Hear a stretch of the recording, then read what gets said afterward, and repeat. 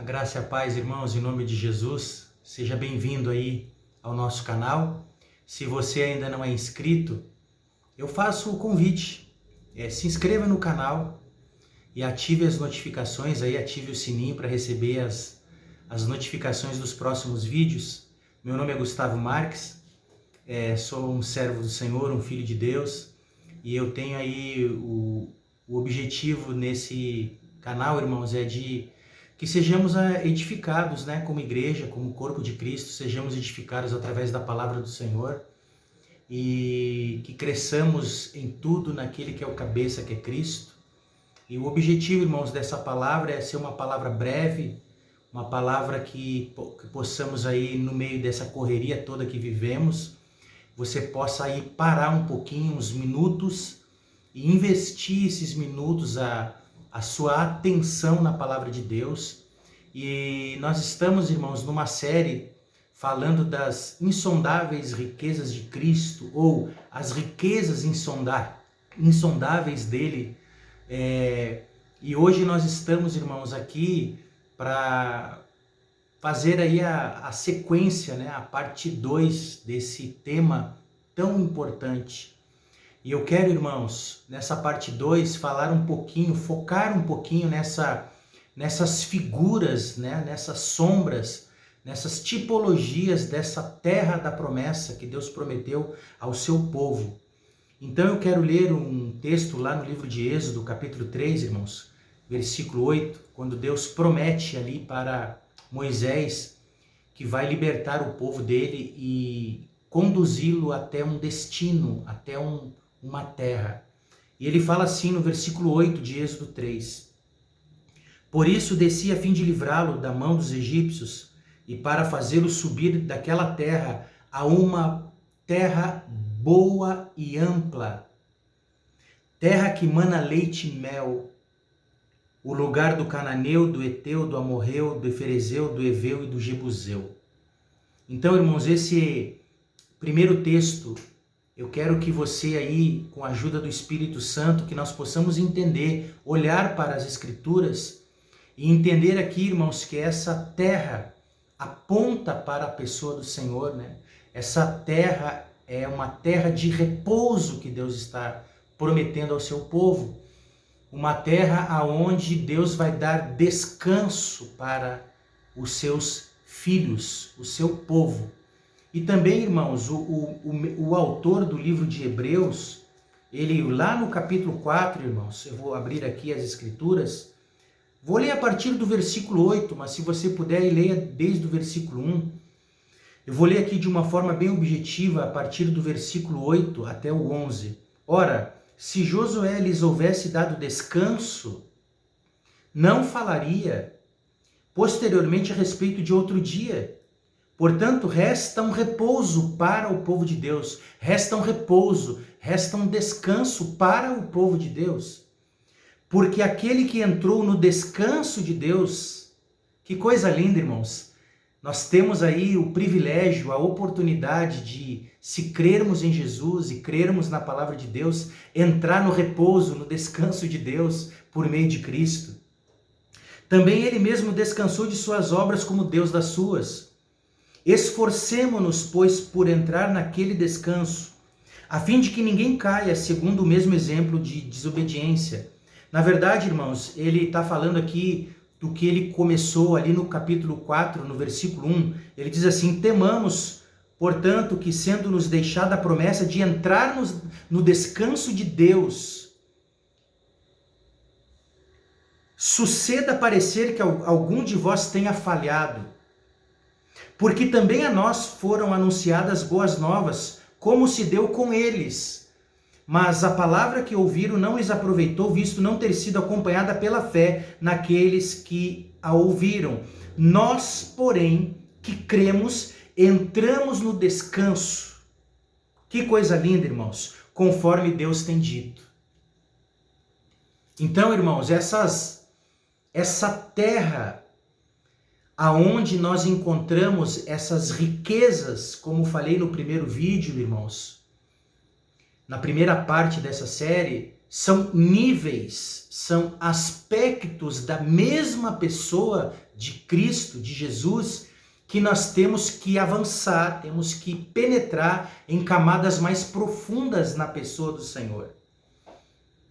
Então, irmãos, o autor de Hebreus aqui está fazendo alusão ao povo de Israel quando sai do Egito, e muitos deles pereceram no caminho do deserto e ficaram com seus corpos prostrados. O apóstolo Paulo vai mencionar isso na sua primeira carta aos Coríntios, no capítulo 10, do versículo 1 em diante, até o 6, ali 7. Ele vai mencionar que isso que aconteceu com o povo de Israel, a incredulidade, a dúvida, a murmuração, porque eles não conseguiram discernir que tudo aquilo que estava acontecendo tinha a presença de Deus, né? A água tirada da rocha, e a rocha é Cristo, Paulo menciona isso. Estavam todos andando debaixo da nuvem, a nuvem era Cristo. Então, irmãos, o que nós percebemos, e é isso que eu quero deixar aqui de forma bem didática para os irmãos, é que quando nós lemos esses textos do Antigo Testamento, nós temos que entender e olhar com essa ótica de que são sombras de uma realidade maior na Nova Aliança. Então esse descanso, essa terra que Deus promete a todo aquele que crê na sua palavra, que crê na palavra que ouve da parte do Senhor, entra nesse descanso. Como o autor de Hebreus aqui vai dizer, ele vai dizer que nós entramos no descanso conforme Deus tem prometido e tem dito. Agora, irmãos, nós precisamos entender aqui, agora lendo esse texto de Êxodo 3:8, Hebreus 4, e se nós lermos, irmãos, o que Jesus falou lá em Mateus capítulo 11, nós vamos entender melhor agora. Em Mateus capítulo 11, versículo 28 em diante, Jesus vai dizer assim, e agora nós vamos entender que a promessa daquela terra apontava para a pessoa do Senhor. Versículos 28 a 30 de Mateus 11, um texto por demais conhecido de todos nós, irmãos, mas agora podemos aqui obter aí a revelação necessária do que aquela terra de Êxodo 3:8 apontava. Vinde a mim todos os que estáis cansados e sobrecarregados, e eu vos aliviarei. Tomai sobre vós o meu jugo e aprendei de mim, porque sou manso e humilde de coração, e achareis descanso. Vinde a mim e achareis descanso para as vossas almas, porque o meu jugo é suave e o meu fardo é leve. Irmãos, nitidamente, Jesus aqui está dizendo que ele é esse descanso, que ele é a terra, que é a terra de repouso para o seu povo. Por isso, irmãos, nós não podemos viver uma vida de dúvida, de medo, de incredulidade. Esse descanso, irmãos, essa paz que muitos procuram, fazem parte dessas riquezas insondáveis de Cristo, da pessoa dele, irmãos. Será que temos desfrutado dessa boa terra, essa terra ampla, essa terra que mana leite e mel? Ainda, irmãos, que essa terra que mana leite e mel, aí esse leite e mel é um primeiro desfrute, é um primeiro nível de conhecimento da pessoa do Senhor. É para os recém-nascidos, terra que mana leite e mel. Leite e mel é alimento para criança recém-nascida, para bebês espirituais. Mas há muito mais nessa terra deleitosa que é Cristo, irmãos. É para isso que eu quero chamar a sua atenção nessa série. É te incentivar, despertar o nosso coração, o nosso espírito, para que nós venhamos a desfrutar dessa paz, desse descanso que é Ele, Não é um lugar, irmãos, não é um lugar. Irmãos, eu posso garantir para vocês, basta aí nós fazermos uma reflexão. Aquele pedaço de terra lá de Israel, se você entender que é aquele pedaço de terra, irmãos, eu quero dizer para você que existem muitos pedaços de terra espalhados nesse planeta muito melhores do que aquele lá.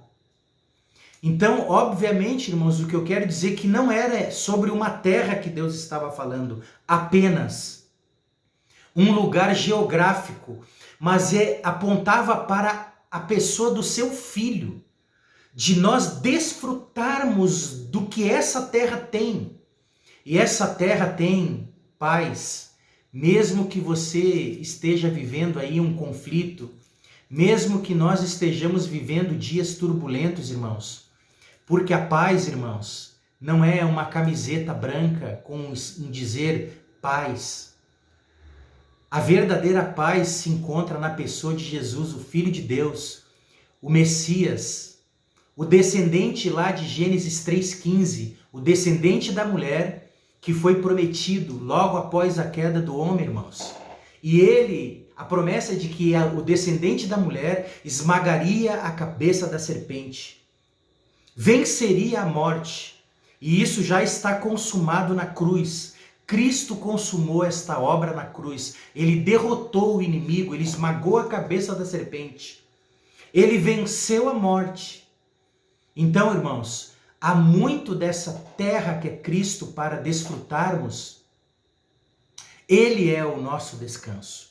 E eu finalizo, irmãos, esse vídeo, essa segunda parte, chamando a sua atenção para o texto de Isaías, no capítulo 1, um texto muito conhecido, irmãos. Mas eu quero aqui, em nome de Jesus, que nós possamos aí interpretar corretamente, né? Ou seja, irmãos, não apenas focar no natural, não apenas focar no terrenal, não apenas focar, irmãos, no circunstancial.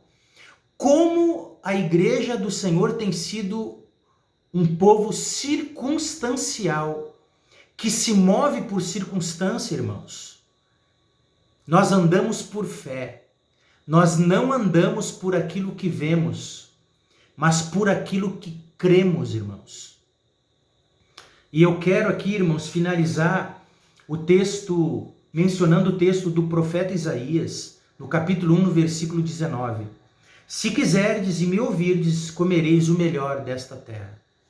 Irmãos, desculpa aqui decepcionar alguns, mas comer o melhor desta terra não é desta terra, irmãos, terrena, deste planeta em que vivemos, ou desse sistema, mas comer o melhor da terra é comer do melhor que há em Cristo.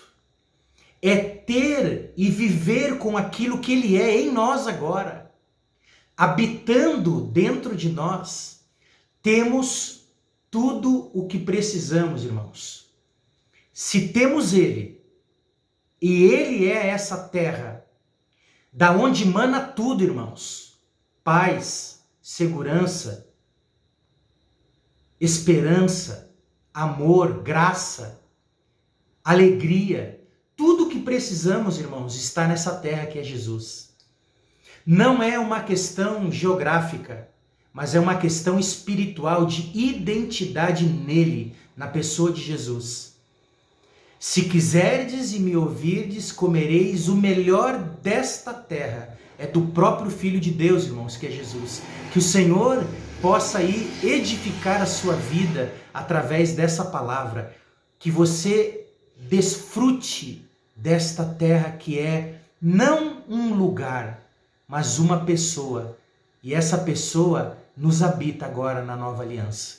Em nome de Jesus. E essa pessoa é Jesus. Que Deus te abençoe e até o próximo vídeo. Curta, deixa o seu comentário aí em nome de Jesus. Que Deus te abençoe.